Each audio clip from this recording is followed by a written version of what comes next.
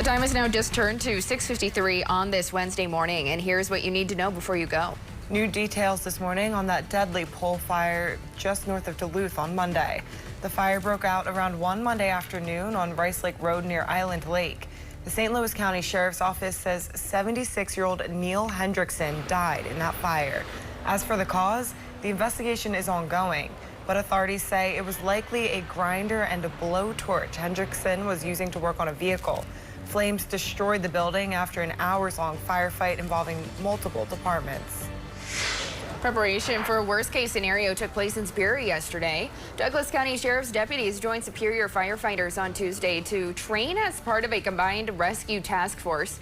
The emergency demonstration happened at a Superior church where an active threat scenario was played out. The training brings emergency medics and law enforcement together to provide the best care to victims.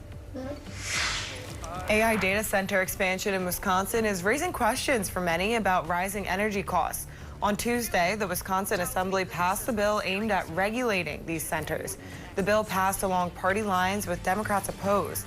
The legislation has moved through the legislature very quickly. It took less than 2 weeks from the bill's introduction to Tuesday's vote.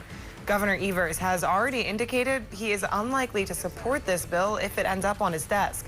A spokesperson for his office says Evers plans to continue to have conversations to find solutions to protect Wisconsin land, water, and residents.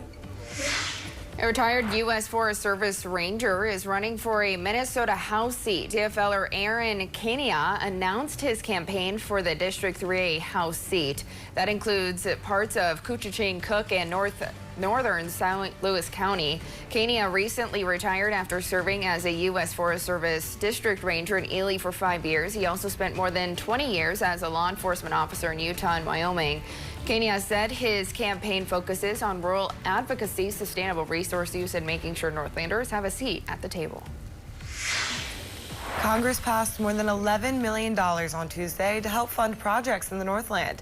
Duluth, Ely, Floodwood, Hibbing, and Grand Marais are all getting at least $1 million each to help with water treatment facility projects or wastewater treatment systems.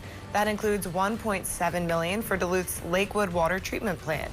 It faces significant deficiencies, and replacing it has been a city priority for years. You can find a full breakdown of where the other money is going on our website.